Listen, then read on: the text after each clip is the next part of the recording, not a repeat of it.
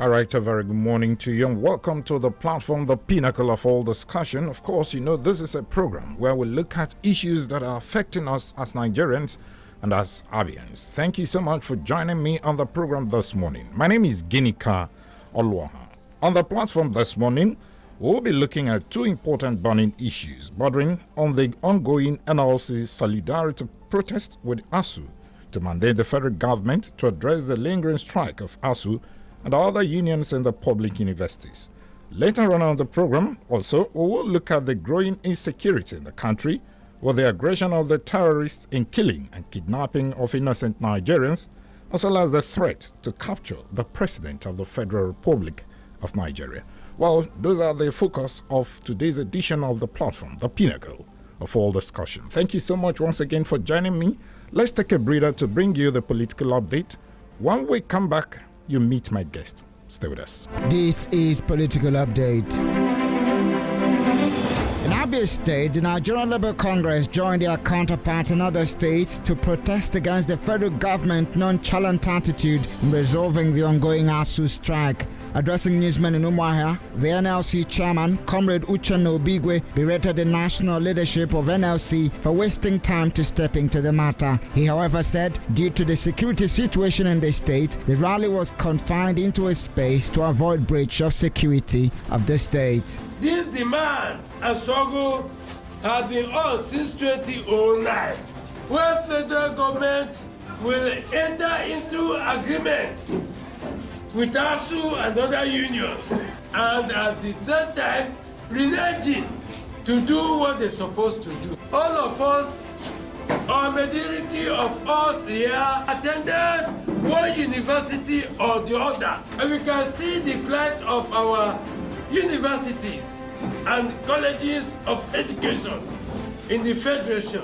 Meanwhile, the leadership of the Nigeria Labour Congress NLC has expressed its preparedness to commence a 3-day warning strike from Thursday, which will be immediately after their 2-day nationwide protest that commenced yesterday. NLC President Ayuba Waba, in an interview, also warned that it might make the proposed 3-day warning strike indefinite if federal government fails to resolve its protracted industrial dispute with public university workers that downed tools over 5 months ago. 3 days national warning strike if nothing has happened after the protest to actually show our grievances, and these are democratic norms everywhere around the world. Even as an individual, you have the right to hear your grievances. It's within the provision of our law, so it's legal.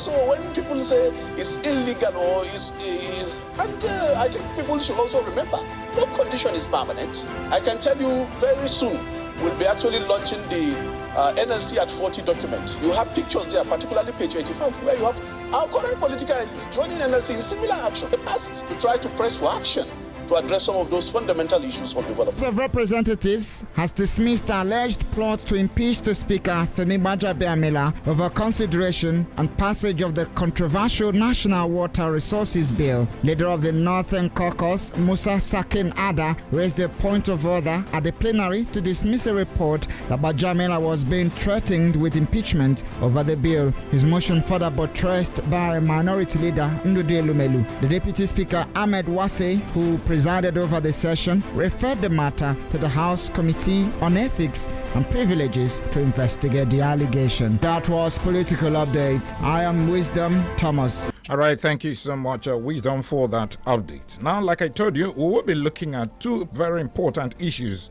on this particular program this morning. We'll talk about the ongoing solidarity protests of NLC in solidarity with the Academic Staff Union of Universities, as well as the national security, where the terrorists are very much on rampage now, giving threats here and there. So welcome once again. My name is Ginika Olwa. Now joining me from Kaduna is a policy analyst, Mr. Lawrence Obewe. Thank you so much, Mr. Obewe, for joining me on the platform this morning. Good morning. Thank you for having me. Okay, now let us look at the implication of this Asuu strike and the protests of NLC in solidarity with Asuu. What could this cause on the economy should NLC down tools eventually Remember, they are making threats that if nothing is done, after some few days after their protest, they are going to embark on strike. Okay, again, thank you for having me. I think the major problem to ask is what do we have to lose in Nigeria at this point? I think we've lost almost everything that we needed to lose. Unfortunately, we have irresponsible leaders who are not responsive and people who are not in office by virtue of the service they intend to deliver, but are there just to answer the name that they've been at that office. So I think that's where we are. We have to find a way. If you are looking for the consequences, I'm not sure you need to go very far to find the consequences. We have seen rising insecurity, both the physical one and the cyber one.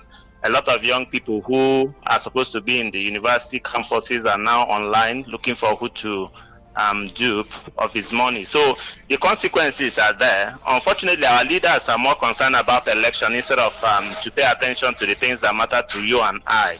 And it's saddening because for NLC to have waited this long to join, don't forget that this strike was embarked upon on the 14th of February. If you calculate it, we've done 5 months and counting. Yeah. So I think that even the intervention of NLC is coming too late. But is there any hope in sight? If you look at the body language of the present administration, I doubt if anything will come out of it. So if they are going to shut down the economy, the question to ask is the economy really there? So what do we have to lose? So I think we can just watch and wait and see what's going to happen. But I am not very optimistic of any positive outcome. You have seen we are in an election cycle. How many candidates who want to be the next president are even talking about the Asuu strike? They prefer to wrangle and insult each other on things that don't matter to the average Nigerian. So it's not their business. This is not, and it tells you how we got here and why we are here. Because if you have leaders who are not paying attention to the future of their nation, because I think that without education, this place might as well just be a garage where filled with touts where people can just fight. Because without education, what else are you doing? That's the only thing you can bequeath to the next generation. But unfortunately, these politicians don't care.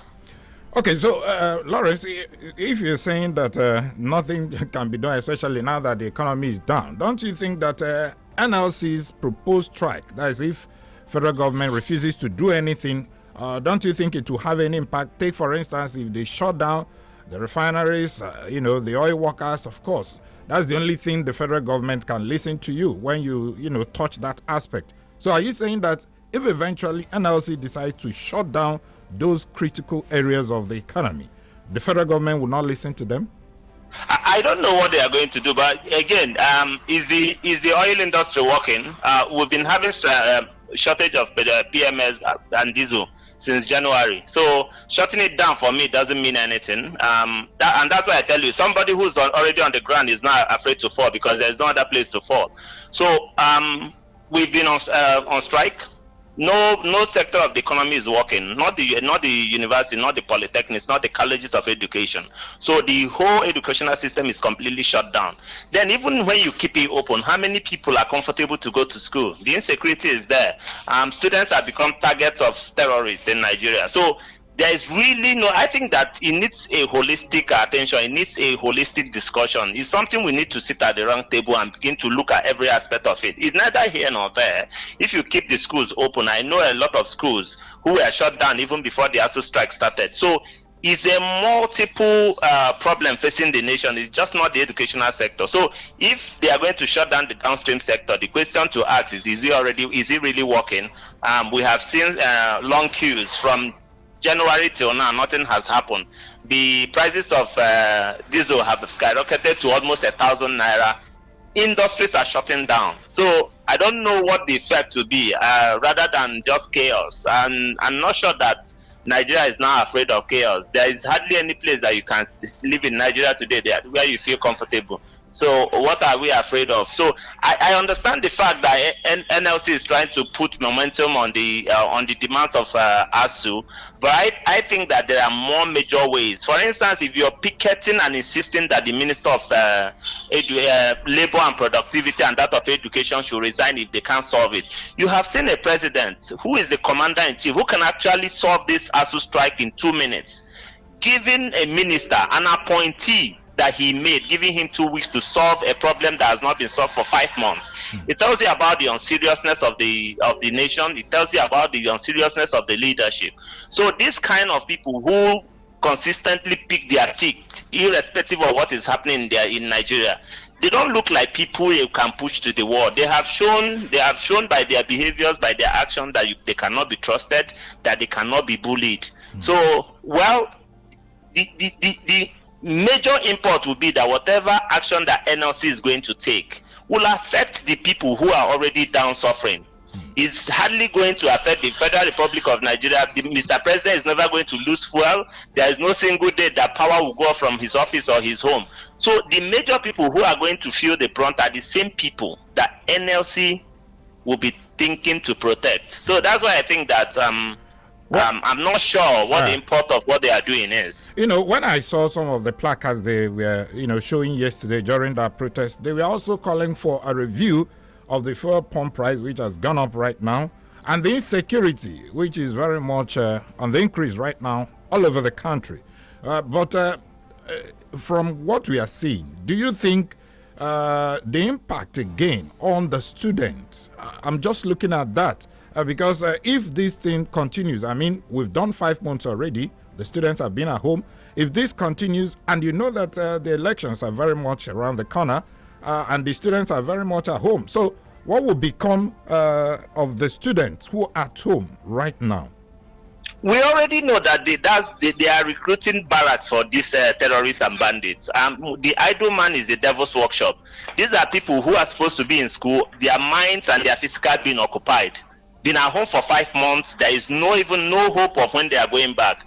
And what are the consequences? You have terrorists who keep abducting people.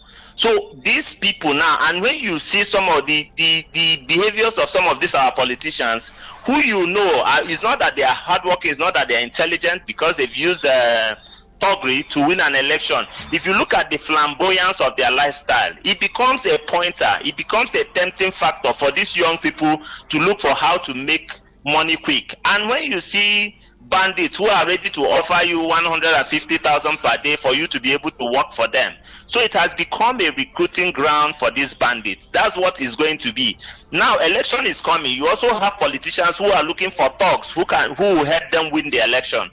These students again are idle and ready to occupy that space. So what do you have? You're going to have students being used as thugs to win elections. So for the politician, for the average politician, I think they will be happy that these people are available and at home.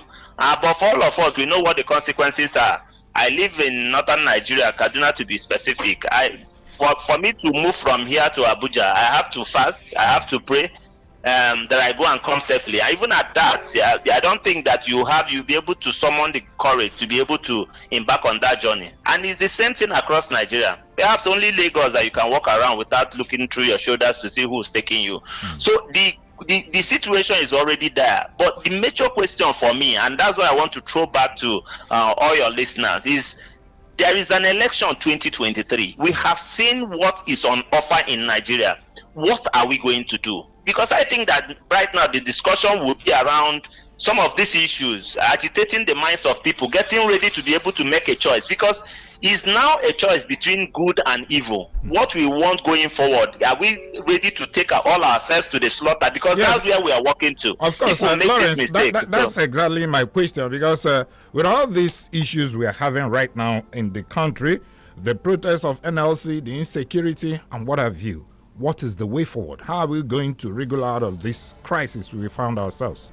The only way is for people to stand up. The PVC is ending on Sunday, and I can bet you there is still a lot of people, including people in Abia State, who have not made out time for reasons of being occupied and busy, not to go and pick it up. But that's the power to change whatever you think that is not working today. There is nothing else we can do. Nigeria is a democracy founded on the rule of law, with its sovereignty intact. Now all those are being questioned. That the power belongs to the citizen. The question is, what are you doing? The only power you have, the only legitimacy you have is to get your PVC and be able to make a choice.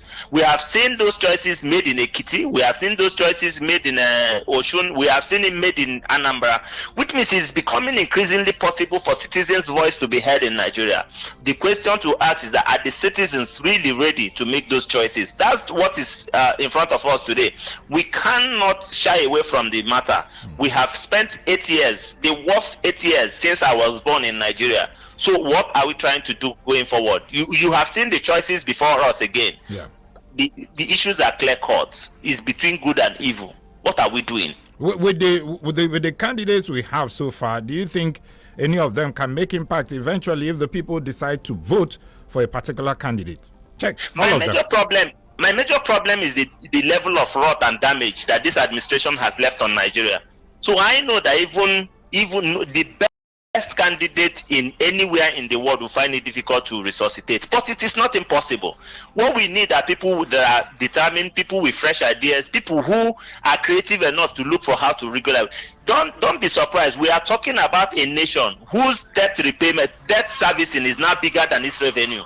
So what we are talking about in the next 1 or 2 months now, workers will not be paid their salary because we need to service. Those ones are obligatory debt we must service. So now that we cannot gather enough resources, revenue to be able to service that, not to talk about having any other thing left to pay salary before you even talk about providing infrastructure and all that. Those are the things. So who amongst them do you think can regenerate Nigeria? Who amongst them do you think that can put Nigeria back to work? I think that's what we are going to, and I think that you've seen the 3 major candidates or the 4 major candidates, and I think that in the minds of every Nigerian, we've had them, we have seen them, we know their past, we know their antecedents. I think we can make choices. I'm not going to stay here to start blowing trumpet who to vote or not, but I think that they are all clear cut. We have heard them speak. Those that have not spoken, we have had their people talk. And there is none of them that unfortunately that is new to us. All of them, we are fortunate that all of them are new to our old people. They are people we know. So I think we can be able to make our choice if we want to. Okay, let me sincerely thank you, policy analyst Mr. Lawrence Obobe, who joined us from Kaduna. Thank you so much for speaking with us on the platform. Thank you for having me. Always. Thank you. All right, thank you. Okay, there you have him, policy analyst Mr. Lawrence Obobe. That we're trying to see if we can get the TUC chairman, former immediate past TUC chairman in Abia State, Comrade Sonny Onwuma, who will now tell us exactly what they are doing as regards to this particular protest that is continuing today, started yesterday, the NLC protest, mandating the federal government to do the needful as regards to the issue of the Academic Staff Union of Universities. Okay. Now, thank you so much, Comrade Sonny Onwuma, the immediate past TUC chairman in Abia State. Thank you for joining us on the platform this morning. Good morning. Okay, now the workers are already in the streets, but in Abia State here, there appear to be some kind of division in this struggle where they are demanding that the federal government should look into the issue of Asuu, the ongoing strike in the university. Now, there's a division. I understand that Obigwe-led group are not participating in this particular protest. Meanwhile, the Idima group, they are also protesting. Do you think you can achieve much with this kind of division? I don't want to go into the nitty-gritty of what happened in NLC. I am of TUC. Okay. I'm competent enough to speak for TUC, not for NLC. Okay. Yes, so I don't want to go into what the problem NLC is having in the state. It is their personal business, which they can reconcile within themselves. Okay, is TUC mobilized for this particular rally? No, the rally is not for TUC. The rally is pure NLC affair. Asuu is part of NLC. Okay.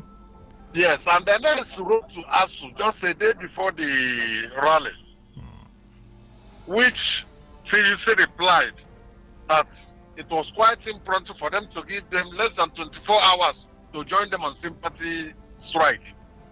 That what they will do is to call the Asuu president and interview him one-on-one as a sign of solidarity. So that's exactly what happened. It is not a TUC struggle. Okay, so obviously you are not part of it. No, we're not part of it. TUC is not part of it. But I also know that they say in labor that an injury to one is an injury to all. Yes. Does it really have to do when somebody who you know is also a worker, but because it doesn't belong to your union, you won't fight for him? No, let me keep you on the right track. You know, we have organized labor comprising TUC, NLC, and Joint Council. So if NLC wanted to do this, let it be organized labor. They could have brought in TUC and the other parties, the Joint Council. Okay. So that all of us will move as a force. Who are in that Joint Council? You mean in Abia or in the national? Yes, in Abia State. Ekwenye is the chairman of Joint Council. Comrade Acho is the secretary of Joint Council. TUC is Comrade Ngogwe. No, I want to know the unions under this Joint Council. Under the Joint Council? Yes. Is Association of Senior Civil Servants.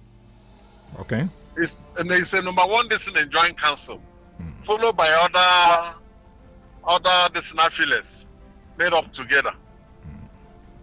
They are the people that make up the Joint Council. So the NC, the NUS, the NCSU, Association of Senior Civil Servants, and the typists, they make up the NCS. Because they actually need your own contribution for this thing to have a bite. The students are still very much at home. And I'm sure that some of you, the TUC members, you have one or two of your wards who are also in school. Even if you are not invited to join this particular struggle, are you not concerned with the situation we're having right now? Why? Why shouldn't I be concerned? My 3 children, they are at home. So I'm seriously concerned. But the issue is, if we want to team up to do something, it will be a collective responsibility. But maybe, I don't know, let me not go too far into x-raying certain things which I'm not supposed to. Like I told you earlier, this is purely an NLC affair. If they have wanted it to be an organized labor affair, all the 3 groups could have been consulted before this took place. Is it that Ayuba Nwaba never wanted to carry them along, from my own personal observation? Are you suggesting that there could be a kind of face-off between the NLC and TUC, both at the state and the national? Not at all. So why the division kind of? Why is it that they didn't carry you people along? I wouldn't know. I won't answer for somebody who's at Abuja. So that whatever I'm telling you now is my own personal opinion. What I know about TUC and anything else. So eventually, probably subsequently, what will be the best way to address this particular issue so that you people can be on the same page to address issues that especially is affecting Nigerians? Yes, the best way to carry out this is for the tripartite to come together, the NLC, the TUC, and Joint Council to come together. What do we do? What is a way forward? 3 of them will resolve on a round table, so that they can move forward. Okay, let me sincerely thank you, the immediate past TUC chairman in Abia State, Comrade Sani Onwuma, for speaking with us on the platform this morning. Thank you so much. Thank you. All right. Thank you. Okay, there you have him, the TUC chairman. For immediate past TUC chairman in Abia State, Comrade Sani Onwuma. I was thinking that they were part of this particular struggle, but obviously TUC is not actually part of this. So it's strictly an NLC affair. I'm just wondering, what bites can this have? Well, it's still the platform, the pinnacle of all discussion. We'll take a breather. When we come back, we will be speaking with a security expert, Professor Paul Obianaso, who will be talking to us as regards to national security and the growing insecurity as we have it today across the country. Stay with us.